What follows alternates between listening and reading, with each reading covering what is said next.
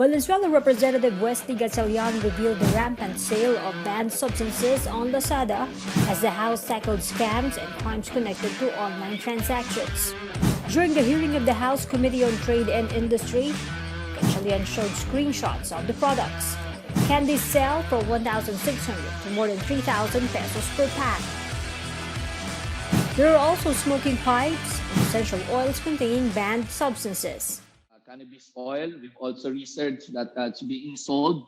And again, may mga markings at the back na alam naman po natin these have different uses. Pero subliminally and sa mga kabataan natin, pag nakikita ho tayo ng markings like that, ay medyo delikado ito. Lazada officials admitted these can slip through their platform algorithm for detecting suspicious items sold online. Gatchalian advised Lazada and other e-commerce platforms like Shopee to better regulate the items sold online. PDEA, PNP, Cybercam, they don't have this means, no?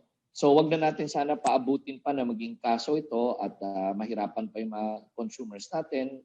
Through our own efforts and through our own resources and technology, we can already regulate the items passing through to your online platforms. No?